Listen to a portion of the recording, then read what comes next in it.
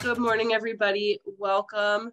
My name is Danielle Sanders. I also work at General Dynamics Mission Systems. I am a user experience training strategist. We always like to thank you for starting your day here with the DLE at our Breakfast Club program. The format of our program is designed to promote an active verbal and chat exchange among all participants. We intentionally designed this program for a small group, no more than 20 people, to foster an environment to share insights and provide real connections. We encourage participants to turn on their cameras, as we've learned through our more than 18 months of virtual programs that it truly helps us connect in the current the current state of our world with the pandemic. So seeing you on camera certainly helps us feel that in-person connection. As I mentioned, we'll be actively using the chat, and my colleague John will be moderating today's discussion. So John, I'd like to turn it over to you. If you want to introduce yourself, that would be great. Yeah, thanks. Thanks, Danielle. I know. Hope you're feeling better soon. Thanks everybody for being here this morning. I appreciate it, and I'm happy to do this with you all and take a Friday morning while it's snowing in parts. I know Linda doesn't have the snow, which is nice, but I wish I could be there. Yeah, so I'm John Katz. I'm in Boston, and I am a financial advisor, and I also run my own company, and have been part of the DLE now for a year and a half, maybe 2 years, and have done many of these programs, and has been very interesting seeing that we're still doing, this type of meeting. It's really interesting, but it's also allowed us to have people from all over the country and the world now with Cheryl in the UK, which is amazing, right? So having the opportunity to connect with everybody on a Friday morning is pretty unique, and I guess we can thank, the pandemic for that. But we have a great discussion. It's going to all be about what makes great social networking. And, I would encourage everybody to, like Danielle said, participate in the chat, to turn on their screen, interact.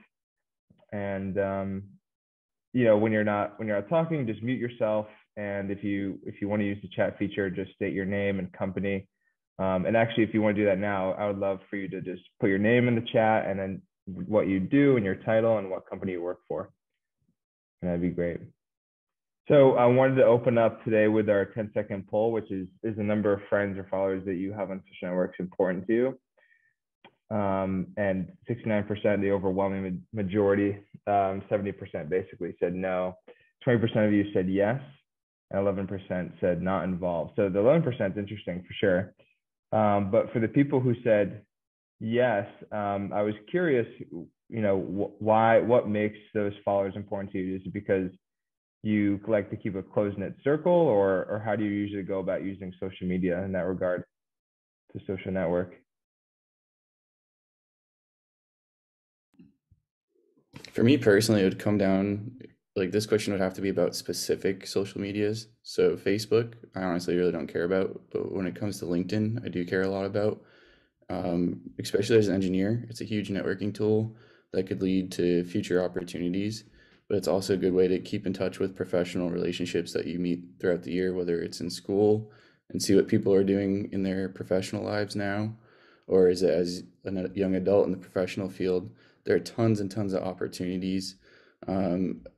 Just like they say, 80% of jobs aren't posted online.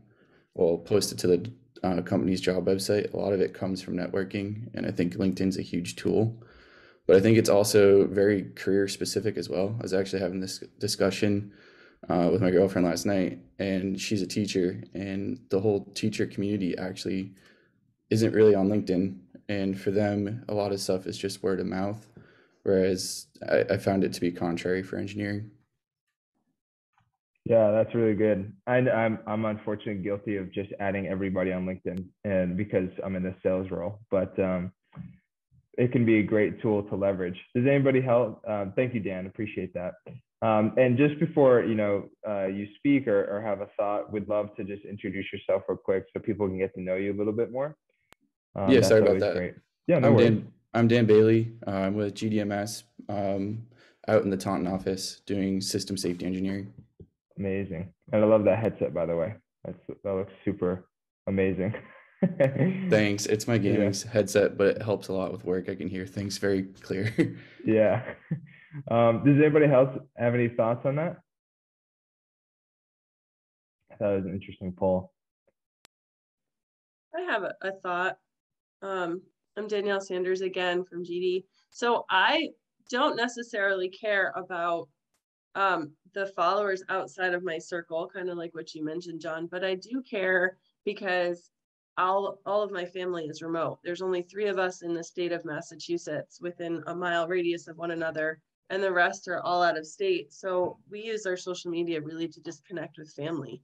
And that's the only way that, we get to see pictures of the kids or the cousins or, see what everyone is up to. So that's really the main reason why I use social media. So that's a great point, Danielle. I'm going to pose a question to you, and we can kind of start out. What do you think the difference between social networking and professional networking is? Over to me, huh? Yeah. Oh gosh. I kind of have to go back to Dan's comment of like, I think about LinkedIn for my professional network, and I don't think of social media as my professional platform. So while I do have some of my work friends on social media, I'm very careful about what I post because, I always like to maintain that professional stance. But really, anything professional stays on LinkedIn for myself. And so do you feel like in a social, have you ever been one to network on a social media like Instagram or Facebook, or do you just keep it strictly to LinkedIn? Do you have like a separation of entities, so to speak? Yeah, absolutely. Yeah. If we are not close in any regard, or if I don't know you, you're not getting added to my Instagram or Facebook or any sort of personal thing. Yeah, my friend group is really limited because I grew up with my dad owning a computer company, and he taught us about the dangers of the internet, right? This is when hackers were really large, and growing up, people were finding all sorts of ways. And so I didn't have my name out there until I was in college. We were really very safe about the internet, and that is something that still stuck with me. Wow. So that's great. So I'll open up to the group then. So what do you think the difference is between social networking and professional networking? Can I just make a comment to the previous question? I think it's important to distinguish between use for personal and for when you have a business, you have to be out there. So I'm out there with my business, and in that, if that was the question, I would have answered yes. But personally, I answered no, because I'm personally not on social media. I don't share my personal stuff, but absolutely as a business. So they are very different. Our relationships with social media, it really depends on what we're trying to do with it. And the purposes are different if you have a business of your own. 100%. Yeah. I have a comment, mainly because around like LinkedIn has a social selling index, right? So essentially, it tells you how effective you are at building your brand. Mm-hmm. So with regards to your link, like I do look at it because I'm like, is my brand what, especially on LinkedIn around my professional brand, is it conveying what I want it to? Who am I engaging with? Am I engaging with decision makers? I don't know really how to develop that index, but it's something that I use as a way of like gauging, am I increasing my followers? Am I not? So I do use it mainly from like, am I building my brand the way I wanted to? And so when you say like professional, what was your question? Professional brand versus social brand? Yeah, so it's more like social. What's the difference between social networking and professional networking? So it could be to like, I guess, give more of a grasp on the question. I think it's more like we can take it down like the LinkedIn versus Instagram, but it also could be, when you're going to the coffee like a Friday meetup with people like this, right? Is this more social networking or is this professional? If you're going to like a networking event, that's obviously a little bit probably more professional. But what's the difference between that and how you hold yourself into like, a barbecue or something like that? So it could be even with LinkedIn too. And I love those thoughts. But it also could be the opposite as well. So any thoughts on any of that is great. Oh, my name is Allison. I am the program manager for E4All Berkshire County, which works with entrepreneurs who are starting businesses. So I've really found that my personal social media has really merged with my professional social media. Because a lot of, just like you were saying, Cheryl, a lot of these businesses are trying to build their brand, are trying to build their social media presence. And not that it's almost like I kind of feel like a paid follower at this point. Not that I'm getting paid for it, but like being one of their followers and engaging with their social media has become really important to me, just try to help them build their brand. So Allison and Cheryl, do you feel like your personal brand bleeds into your social networking conversations with friends and family and such, where it almost seems like semi-professional networking at times? Yes, I mean, leads in. Go ahead. Yeah. I'll still post, like I just posted a picture with me and my niece. Like I'll still post personal things, but like I'm not posting like going out in Boston for a night anymore. Like that's not going to be on my social media anymore. Whereas it once had a place there because it was private and it was personal. But how do you feel about that, Cheryl?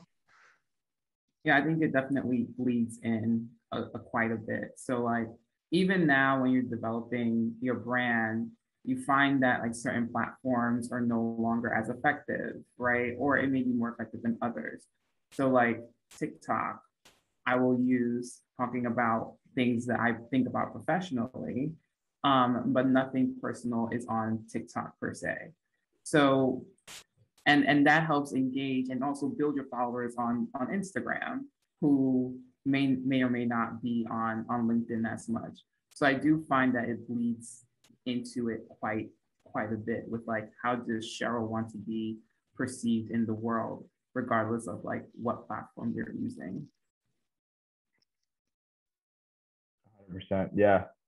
Does anybody else have any thoughts on that? So, and one more comment, like I always say this, like essentially like you are a business, you're a business of one. I always say that, right? So ultimately, when it comes to how you want to be looked at as a business, when I am selling myself, regardless of the platform I use, I kind of want it to be consistent. And I think that like that's been evolving for me over time. Oh yeah, 100%. I feel like I've seen personally, personal brands like you're talking about have become, to Allison's point, it's like you can't post a night out in Boston per se, but at the same time, people I feel like are increasingly doing that. Even on TikTok, I've seen some pretty wild videos where people are talking about very intimate details about themselves, and they have a strong personal brand, and it's interesting. It's like almost a double-edged sword. Some people could be very turned off by that, but also some people could like that view into their life. So I think we're at like this interesting crossroads where people are sharing more than ever, and the lines have been extremely blurred, in my opinion. But to continue on, what do you think social networking means to you? So Danielle, you put a question in the chat. I was wondering, like, could you elaborate on that a little bit more? Because I feel like it does fall under this question too. Yeah, so that's something that has come up a lot in GD. And maybe it's just GD, but I've kind of been finding themes through various like TED Talks and things. And a lot of it comes down to like women in the workplace being authentic, being authentically yourself. And I think a lot of people are doing that. You know, you mentioned that you're merging your social medias, and Cheryl too. Do you kind of find that you're trying to pull your authentic self to work? Like our profile pictures, for example, you know, mine, as you can see, is me and my dog. That one's also at work, right? So I'm trying to show off my authentic self. And I'm wondering if the reason that you're being but you're kind of merging all of your social medias is to show everybody like, I am a real person, I am who I am? Or is that totally not where your mind was at when you did the merge?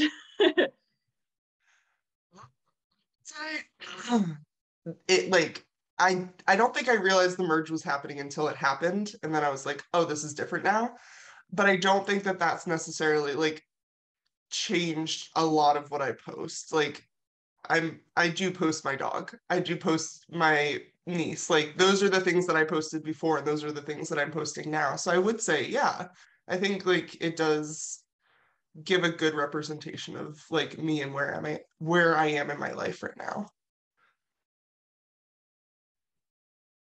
I would say around the authenticity thing, it's a little bit difficult for me, just because like the way how I act with my friends, right, will not necessarily be the same way that I will be acting when I go to like a networking event or the things that we talk about. So I'm always like, when we say authentic, it's still like, are you truly being yourself in a professional setting? I feel like there's still a bit of a facade that everyone puts on, regardless. In my opinion, I'm curious how people feel about the whole authenticity in the professional workplace, because I still think there's still a lot of work to do on that front. Does everybody have any thoughts? That's a good question, Cheryl.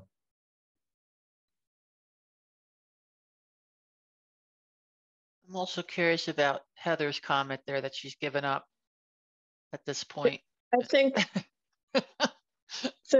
the social media that I've come across is just inundated with, pardon my language, crap. You know, and I just don't have time in my life anymore for it. You know, I'm old and I don't care anymore. I have other things in my life to focus on. And it's not important to me. What's important to me now are making sure my kids are doing well. You know, I'm working from home, and it's just not important for me. You know, I'm at the end of my career, and the social networking for my job is not as important. I'm I'm at where I'm at, and it's different than it was for me, 20 years ago. 20 years ago, I was all over social media, but I don't know. I'm at a different stage of my life right now. Yeah, that's a great thought. I feel like a lot of people would say that they would not want to do social media. I know, Julia, you just said that too. Like you feel beholden to it because of your business. I'm wondering, do other people feel like if they could get rid of social media, would they get rid of it, or do you appreciate the social networking aspect of social media? I personally appreciate. Sorry. Go on, Dan. I personally wouldn't get rid of it. I mean, as much as I make fun of Facebook, I keep my Facebook because of groups and to stay in connection. I'm part of a young adult Catholic community from where I'm from, and that's their main form of communication is through Facebook and what events are going on. Now, do I post on my Facebook? I couldn't tell you the last time I posted on my Facebook. Do I post on my LinkedIn? I honestly don't post much, but a lot of my conversations are happening through private messaging and just reaching out to people one-on-one. But that's always kind of been how I am as a person. I thrive on one-on-one conversations and have a little bit more difficult in a group setting. And that's how I was in the classroom too. Like maybe in the classroom it was more of a confidence issue, but now I'm pretty confident in my career. And kind of going back to what we were just saying, like I'm living in a community where I grew up playing hockey. I live in a community where I coach hockey. I live in a community where I work now. I live in a community that's 15, 20 minutes from where I grew up. So me stepping out of my apartment, I have to be able to I'm ready to have a social or a professional conversation. And I kind of feel as I get older now, they kind of blur a lot more and more. Whereas coming right out of college, I always had that pitch where I'm like, oh, I'm ready to talk about my career. I'm ready to talk about this. But now I feel like I'm confident in my skills where I am who I am, and whether it's socially or professionally. And if I'm having a conversation with you, I'm going to approach it the same way. And if it turns more professional, then I'll just have different questions or speaking points. And it just, I don't know, I'm confident in my skills at work, where if you don't like me socially or professionally, then I'm confident I can go find a job somewhere else. Nice. Yeah, well said. Kaylee, you feel similar? Yeah, I mean, I definitely like have Facebook and Instagram, but I don't post, you know, I have friends who post every day. I have friends who post more than once a day, and I'm definitely not that active, but it's nice that like my roommate from college who lives an hour away, or my friend who lives, you know, in a different state, I have that option to stay in touch with them and like keep up on their life when it's there. But I don't necessarily need it. Like my friends that live in Pittsfield, I see all the time. I don't talk to them on social media. It's not important for us to communicate there, but it's a nice like alternative option to stay in touch so that you don't lose track of people. 100%. So Yeah. I had an incident happen this week that was, I want to pose out to the group and see if others relate to this. I'm Linda Dulye. I have a friend who's a very active Facebook poster. And we happened to be out and about, and it was in a water setting. We're on a boat, water setting, and took a lot of pictures. And I had a friend of mine text me and said, wow, looks like you're having a great time. Where are you? And within 6 hours, she had posted all these pictures and tagged me. So I called her up. I said, number one, I don't post pictures like this. And number two, I never post pictures when I'm away from where I live, because it's an invitation to say, hey, look at me. I'm not in the Berkshires. There's a house ready for you to go check and visit. So I had to start sending some ground rules with friends saying, look, I understand that's your thing, but please don't tag me in your Facebook posts. And especially don't tag me if I am not where I live and I'm on vacation or doing something. So I don't know if anyone else sets ground rules with your friends, but it was a very odd incident for me. So Linda, you could actually set your settings. So I have because I also don't like when people tag me in things, especially when I'm like, you never know what they're tagging, you know, and especially because I have work on my Facebook now. You can set your settings to have it go to like a waiting room for you to approve or disapprove them going on your Facebook wall. So I have mine set to that for that very reason. So yes, absolutely. Yeah, but you still can't limit. Thank you. You still can't limit them from them posting them. So like if you guys have mutual friends, they're still going to see them on their stuff. And if they recognize you, they recognize you. So I think it's still important to set healthy boundaries if you want that kind of control. And they should respect that. I mean, there should be no reason why someone disagrees with that if you put that opinion out there. Yeah. Yeah, that's all really good. I think it can get, especially I feel like for younger crowds, someone like me or who is just in college, someone could post you at the bar, right? And let's say you have like a job interview the next day and they're scrolling through your social media, and next thing you know, they're looking at your tagged Instagram photos and John's at the bar drinking shots, you know what I mean? And it's like, well, who is this kid? Like, what is he doing, right? And so I think that's when it gets pretty dicey, and you have to really take control over that, as that's your own personal brand. Even though you might not have a personal brand that makes money per se.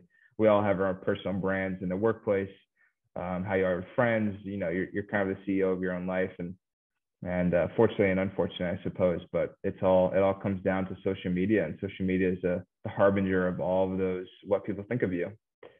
And it can skew your perspective. I mean, I guess from personal experience, I remember posting There was times obviously when I was more into fitness and bodybuilding, and so I'd post more pictures like that. People would come up to me and just start conversations just about weightlifting and fitness. Then there was a part where I started posting even just in suits and like business attire, and then people started asking me about business. So it's funny how just, you know, anecdotally, you can see people come up to you based off what you're posting on social media and how that can skew their opinion of you, as they have no opinion otherwise if they don't have a lot of interaction with you. That's a good point, because I honestly did not have social media for a while, right? So I didn't have Facebook, Instagram for about 5 years or so. It wasn't until I started my own business that I actually started using Instagram and TikTok and all those other platforms, mainly around being able to engage, number one, identify the audience that I want, that cares about the content that I post about, and then potentially finding clients that way, right? And that was one reason why I used the LinkedIn Social Selling Index as a way of identifying, number one, am I attracting the audience that I want? And then am I gaining followers based on information that I'm posting? So essentially, am I developing my brand effectively? So that's when I start questioning, like, okay, is this truly authentic? Going back to it, right? Because I'm posting things that I want people to be attracted to, right? So that I can then find that for my business, or essentially for essentially content that you care about specifically. Sure. Ted, I don't mean to single you out, but I'm curious from your end. I think you have a social online presence, right, in terms of media, and I know you just got a new role inside General Dynamics. So you have a personal brand there at GD, General Dynamics. How did that affect your personal, how did it affect your getting a new role within the company?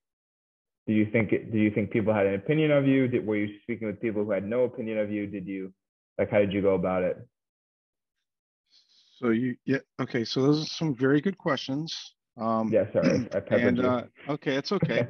I'm Ted DiPietro. I work at General Dynamics in Pittsfield, Massachusetts. I originally worked as a sysadmin for 10 years, and I just shifted roles to become a information systems business analyst, and if anyone's familiar with the agile, safe agile process, as a scrum master. So it's kind of wearing multiple hats. I didn't really see much change on social media. It's nothing that I really put a lot of energy into. I use social media to keep up on trends and follow what's happening in the news. On the social networking side, I like hearing about the technology changes. I read and follow things that are other defense contractors, DARPA, NASA, stuff like that. The science field that really interests me, and networking with people in that respect that are willing to share what's trending. On other platforms like Facebook, I don't put as much energy into, because of the way that social media has evolved over time. And they are working to try to clean it up. But, talking from my level as a sysadmin, worrying about the dangers on these social media platforms of people trying to fish for information, trying to take advantage of others, is something that just isn't part of my life. I try to avoid it. It's just like the same thing when you get junk email. Are you going to open it? No, it's just not worth my energy and time. So I pick and choose. I don't jump on LinkedIn as much as I probably should. It's likely that my profile is not even fully updated on LinkedIn, but it's, I kind of, like I said, pick and choose what I want to listen to for social media and network with the individuals that I elect. Yeah, that was awesome. I have a couple of thoughts that came to mind while Ted was talking. First, especially being a defense contracting I have for the past few years, my LinkedIn is very bare. My resume is the only place where my full job duties are. I put my job title out there, and I put who I work for, and that's about it, because of security concerns, especially now with all the potential cyber attacks that are about to happen. But what kind of sparked my thinking yesterday too was I was watching Hot Ones with Dave Grohl, and he mentioned that the best way for bands to make it to, like, in his opinion these days, are just getting out there and playing shows. And I feel like social media is great, but we're also losing that face-to-face interaction, and that those conversations and those networking and professional opportunities come from face-to-face interactions.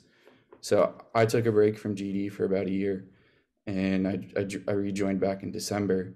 And before I even talked to my manager, he was speaking to my old manager. Before we even had a conversation, he was speaking to my old manager at GD out in Pittsfield, and they were having a conversation.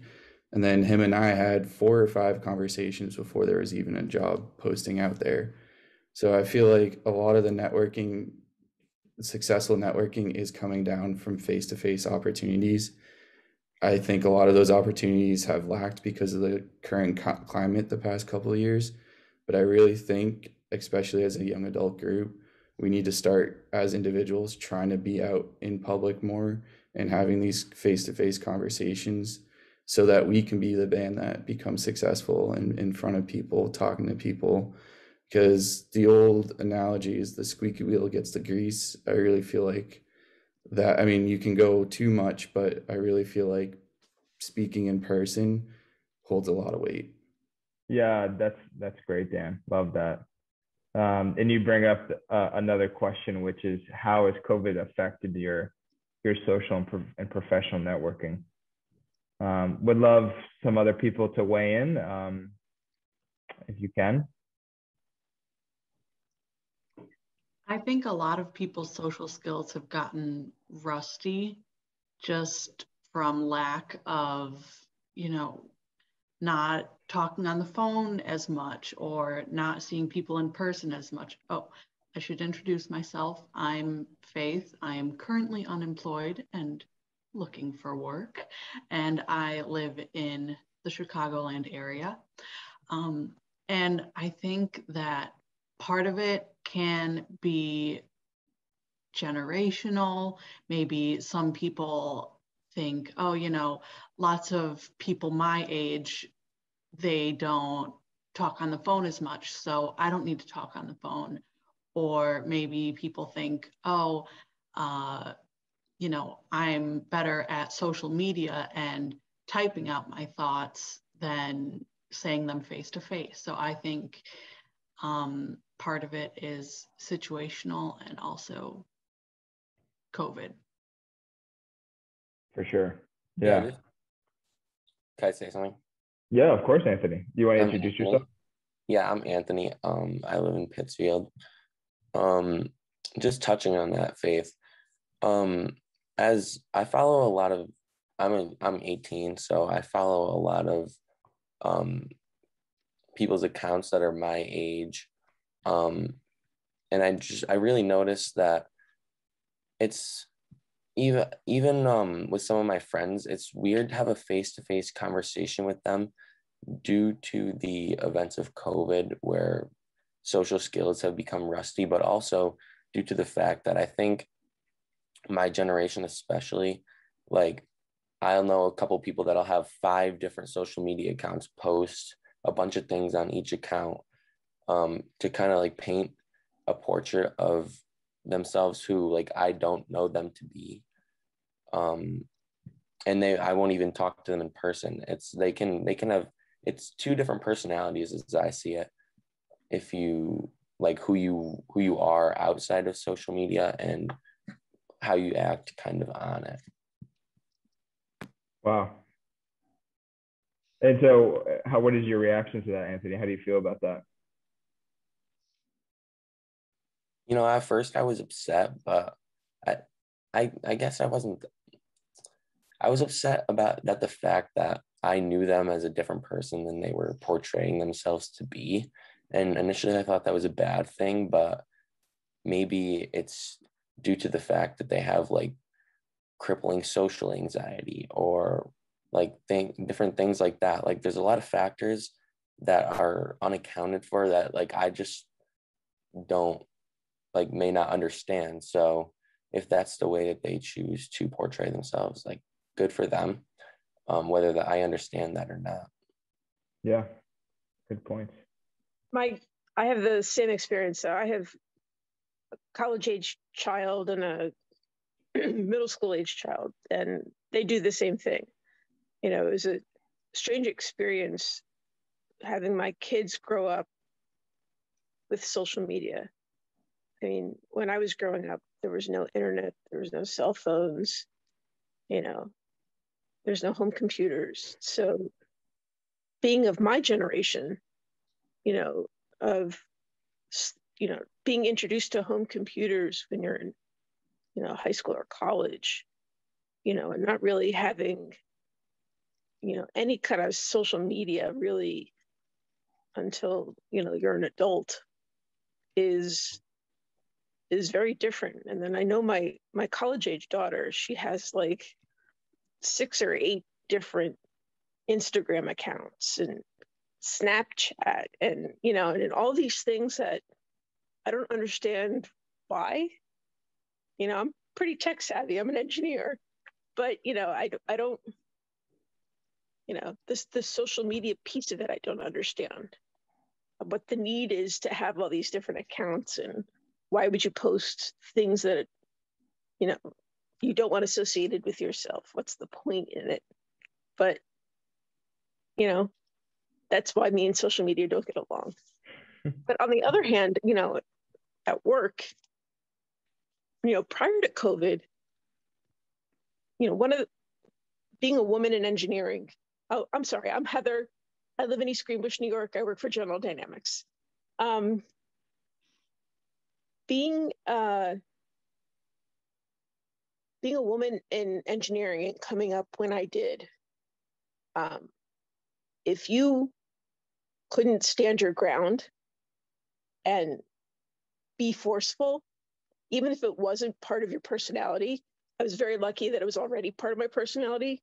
So it wasn't outside of my authentic self, but you had to be there, and you had to make those social connections, and you had to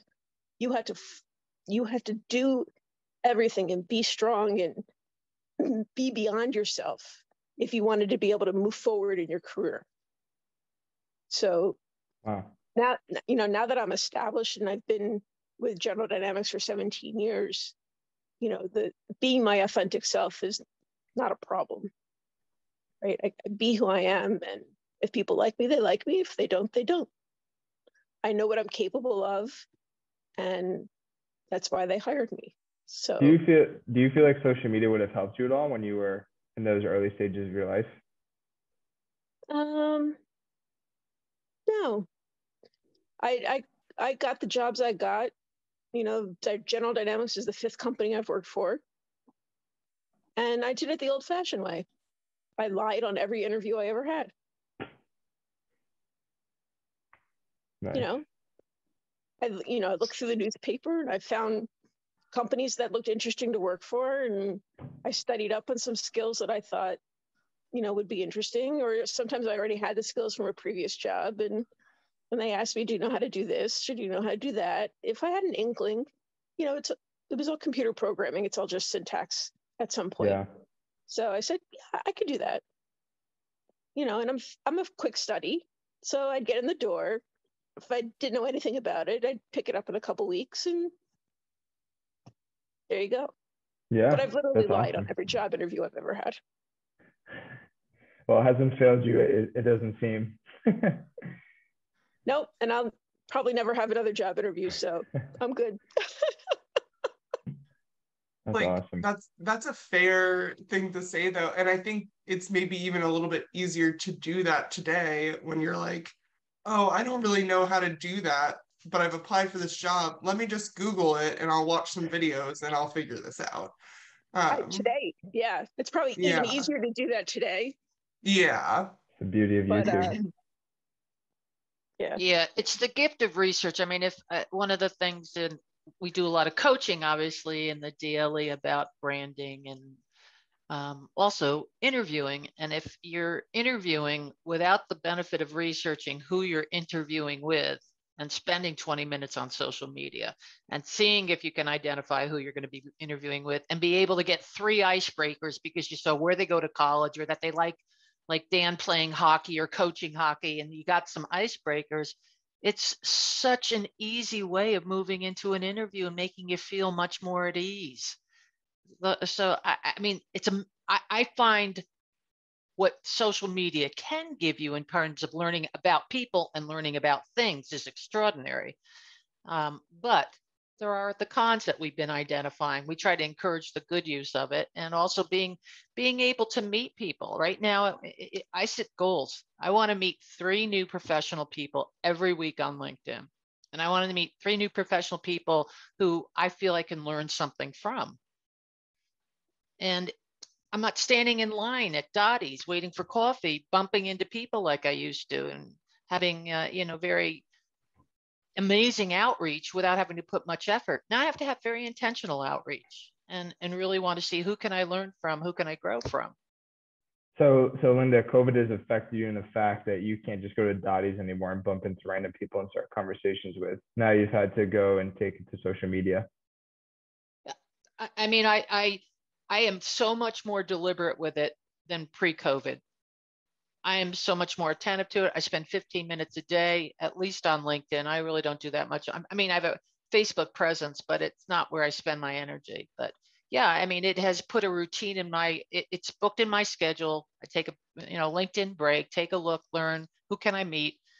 I didn't do that before because I had these random collisions with my clients. I mean, I'm not even going into my client locations. That's the really sad thing. So the opportunity of walking in a hallway and running into people that my clients is gone. So that I have to put much more work in terms of being able to meet people within my client businesses. The thing that's really cool about that shift, though, is it also really widens your world. I mean, you are meeting people on LinkedIn that you're never going to bump into at Dottie's. So you had to make this shift, but you're really meeting interesting people that you would never come across. So it broadens that, and it really opens up your world, which is a cool thing that we might not have ever noticed or done before. Yeah, adding on to that, it's kind of you get in, you get out what you put in, really. If like barriers come up such as COVID, where like you said, you're not meeting your clients or you're not meeting random people at the store, you have to put an extra effort in to kind of meet those people in some different way. So in that way, it definitely can be used as an advantage to meet new people, like diversify who you know, like Haley was saying, and different aspects like that. I find I'm much more intentional with the interactions that I do have. So at work, every Tuesday and Thursday morning, I have a coffee chat with Danielle and another woman that we work with. And we talk about anything for 15, 30 minutes every Tuesday and Thursday. And it's just a way to humanize our lives during COVID, because we're not physically seeing each other. And I think what COVID did is it forced me to really be intentional about who I reach out to, how I reach out to them, and how to communicate with intent, right? So every interaction that I make, if I want to see someone, I have to make a Zoom meeting, right? It has to be intentional, right? It's not casual anymore. You can't just get up and walk to somebody's desk, or you can't just meet somebody in the cafeteria. You can't just, go for a lap around the building and have a casual conversation. Everything is now intentional, Do you feel like it's still like that today, even though we're kind of getting away from, it being so locked down? For me, professionally, yes, because I'm not going back to the office ever. Gotcha. Yeah. But for me personally, it's hard because, you know, my friends are, you know, we all have kids, and, you know, this whole COVID thing has just really screwed up any kind of routine that we had, you know, where we were meeting on a regular basis, and our lives have completely changed in the past 2 years. Our kids are getting older, the activities are changing, and we don't have that routine anymore. And some of the places where we had those routines where we would meet on a regular basis are not open yet, or it's not part of our lives anymore. And we haven't naturally graduated together. So it's been a hard, but, you know, I text and I call and try to, you know, get together. Not as often as I'd like, but, you know, you try and make do. Yeah. It's been hard. It's been really hard. I really, really, really miss people. So Yeah, working from. Oh, sorry. Yeah. No, go on. Yeah. I was going to piggyback off of Heather because I'm a rehire for GD back in December.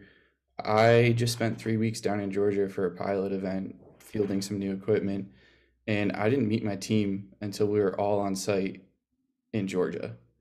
And it was kind of like, that's partly why my boss wanted me to go down. It's like, hey, go meet the team, like go meet people. But a lot of us are located at a Daton office, and it was just crazy. Like, I was supposed to be flex from home, so I'm supposed to go in 2 days a week. I went in Tuesday, and I didn't have one in-person conversation. I was in video meetings the entire day. And so I honestly didn't go in Thursday because my boss is like, well, if it's not a benefit from you, then you don't have to go in right now. And it wasn't a benefit. And I realized it wasn't a benefit because I went in Tuesday and didn't have one in-person conversation. Now, on the contrary, I work for a center of excellence now. So I have coworkers around the entire country. My manager is technically based out of Arizona. And because of all this technology, it's helped the communication and the authenticity of knowing my teammates a lot more, because I was just talking to a teammate who is based out of Florida yesterday.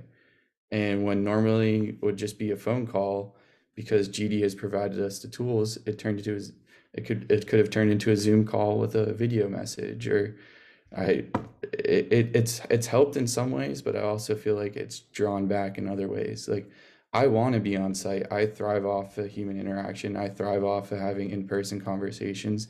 And I'm still going to go in at least once a week with almost like a hopeless romantic, hoping that people come back and we can start having those conversations.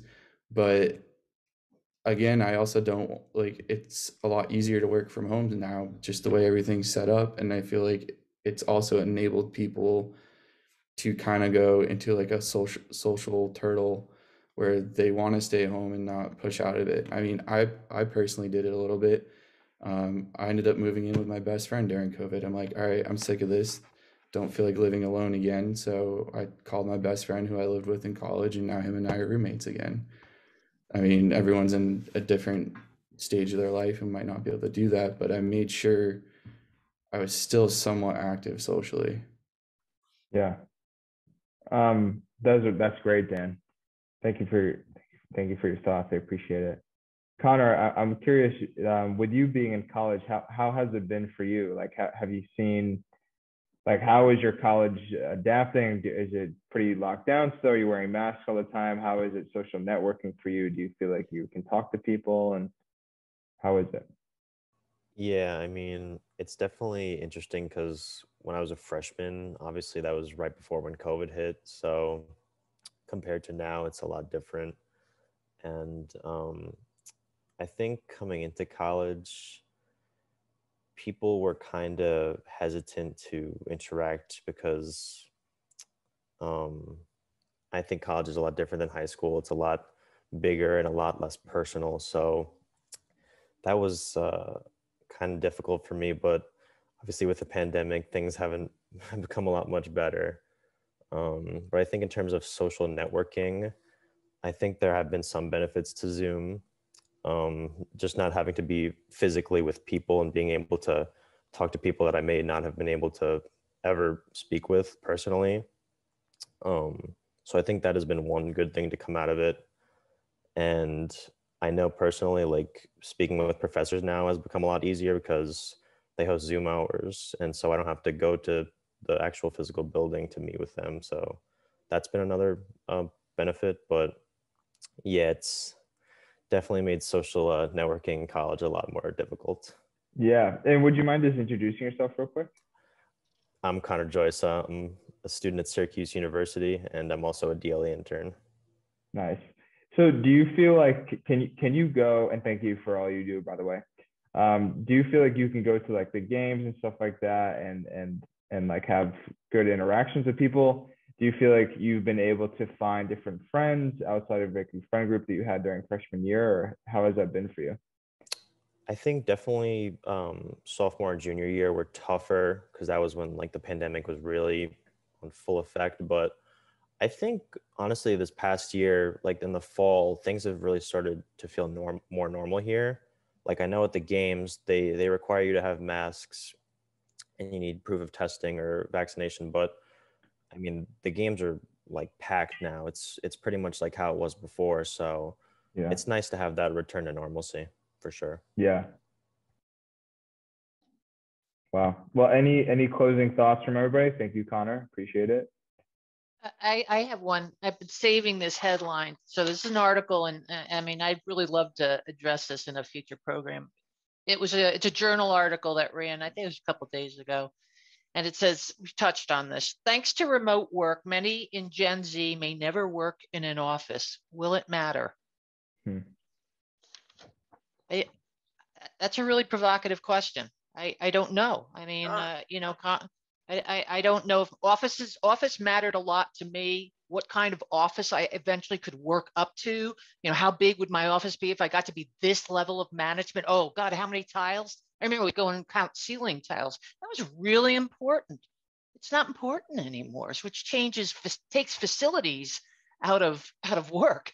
I mean, you don't really need a really expensive, flashy HQ headquarter anymore that you can say, look what we've got. You want to work for a company like this. We've got ping pong tables. Who cares? We've got a kitchen for you. It doesn't really matter anymore. We got sleep pods. This is like, I think this is a really interesting, because it's just one of these social trends of what's happening in our workplace.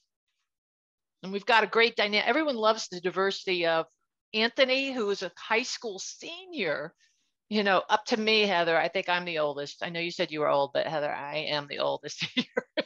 I love the diversity of this. I think and it's, I have one. I think one more. Yeah, go for it. When we're closing, this will never. Before I promote our next program, this is an obituary that I've saved since we planned this program. Ran in my local newspaper. Now, this is an older guy, and one of the hallmark last things he wanted people to know is that he loved connecting with his 1,000 Facebook friends. I don't think that's going to be in my obituary. Wow, interesting. That was included in the obituary. Yes, I saved this once we started planning this. I can't possibly be true, but it is true. Wow. Yeah. I think to your last point before we kind of really close here, it's just a natural step into increased productivity, I feel like, because the more time the more time you have at home to actually work, people are getting on sooner. They're getting out at like 7:30 instead of 8:30 or 9. They don't have to travel to the office, right? So I feel like it might be an increase in productivity, but I'm not sure. I disagree. You disagree? Yeah, I could see that. Go for it, Heather. Why? I mean, yes, I get my 2 hours back every day, but if I'm not in a good mood or I'm off, I can't focus. I don't have people around me to help me. I don't have the energy around me to get me to focus on work. I will sit and read a book instead and not do any work at all. So it's a lot harder, at least for me. And I've been having a lot of bad days lately. So it's been a lot harder for me to concentrate on work. And you feel like if you're in the office, you would kind of like tune that out? Yeah. Yeah. Interesting. I would feel the virtual peer pressure to keep producing. Yeah. Whereas now I'm home and no one on my team is working, you know, I'm an individual contributor. So that adds a different type of environment. And no one on my team works near me or lives near me. So it's, you know, I've spoken about this before. So it's just, you know, being on that island, it makes it even harder. So I think there's also like a conditioning difference, like especially like the Gen Z that's coming up and haven't been in the office really at all. And they're finding like they can be very productive at home because they've gotten to a point like where they've been conditioned, like, okay, when I'm in my office area, that's when I'm working, and that's the pressure to get moving. Whereas if you've spent your whole career in an office and that's like the psychological connection you have to work, I think that does make it a lot more difficult to like be able to focus in on what you're doing. See, that's a great perspective. Sorry. I was just saying, I agree. That's a great perspective. My struggle is because, long story short, I was trying to buy a house but didn't end up doing it. So now I'm in an apartment building with my best friend. My sleeping space is the same as my workspace and is the same as my creative space. And that's where I struggle. Yeah. That's a great point, Dan. A whole space just for work in my house. I bought a 3-bedroom and I dedicated the largest room in my house to my office because I spend 9 to 11 hours of my day in one room and I wanted to make it this space, right? So I said, that is my office. Nobody touch it. Nobody, you know, that's my one space. And it's the cleanest room in the house because I spend the most time in it. But like to your point, Heather, you know, when you're on a call at work, you can multitask by standing up and walking around the office. Now you're standing up, you're walking around your house. You're seeing, oh, I need to clean that. I need to wash that. Right? Like those are the things that go through your mind when before you're just smiling at your coworkers, your head's down and you're counting the tiles on the floor. So it's a totally new perspective when you're standing up and walking around, and it is easier to get distracted and to just do different things. I've had to like force myself to crochet while I'm on a call so that I'm not multitasking, or force myself to color a picture or do something so that I'm able to listen and not do the other things in my home. Yeah. I just have 2 things to close out, John. By the way, John, great job. You are always great in your moderation of our program, and this was a good group. We had breakouts planned, but the flow of the conversation was so rich that we wanted to stay in the whole group and make sure everybody contributed. So thank you, everybody.